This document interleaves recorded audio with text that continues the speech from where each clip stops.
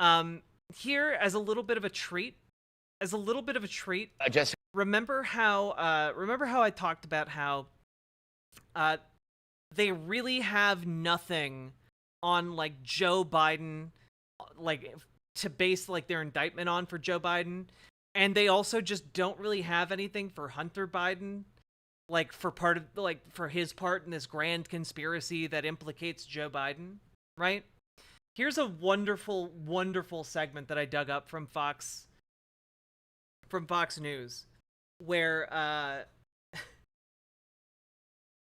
again, keep in mind on Fox News, one of their best, their top shows is called The Five, and on The Five they have 4 hyper conservative talking heads, right? You know, like Jeanine Pirro, and then they have the one token left leaning person, and on The Five right now, that token left leaning person is Jessica Tarlov, and she is actually just kind of fire.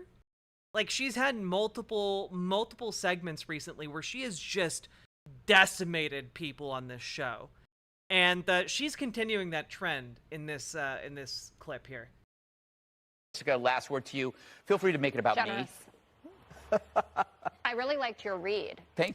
Oh, also for context in this segment, all the other hosts of the show talk about how, like, oh, we have a Hunter Biden wire transfer to Joe Biden, and it's Chinese money wired, and that is the smoking gun that will tie this all together.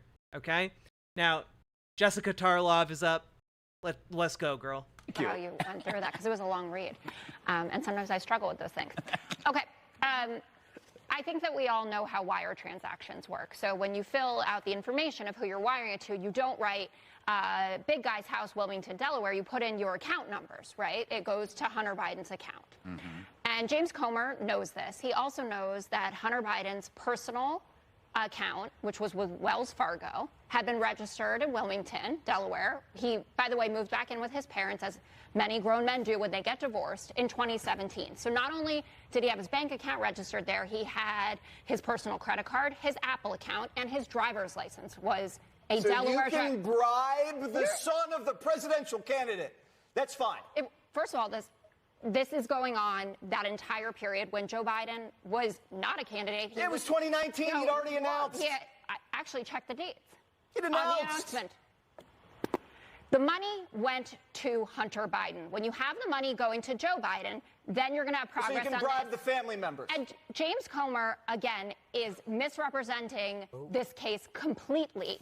Also, Jesse Waters knows that that he kind of messed up here, right? Which is why he's trying to interrupt her. To the American public, because he wrote a letter to the White House in January, making it clear that he knew that Hunter Biden's home address during this period was in Delaware. And I would add that Republicans are going to continue embarrassing themselves. Like the latest one, Congressman Jason Smith, I think he's from Missouri, this afternoon was giving a press conference where he laid out a timeline that, of course, was completely false. And an NBC reporter held his feet to the fire about it. And then he had to finally back down after he sputtered all over himself and admit that he's not a timeline expert. You can't have an impeachment and not be a timeline expert. And you can't have an impeachment based on Democrats wiring. did that for twice. Yeah. You got to move on, Jessica. I don't want to cut you off. I'm in a way, I do. so All right, annoying, here we go. yeah. Up next, Joe Biden's dog chomping down on another Secret Service agent.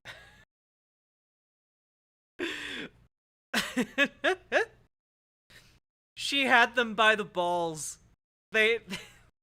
She had them by the balls throughout that entire segment. She had to explain basically how wire transfers work to a room full of people who know how wire transfers work, and they know that this is not a smoking gun connecting Hunter Biden with Joe Biden. It's just showing that Hunter Biden got paid money. It's not that the money was then transferred to Joe. That's not how that works.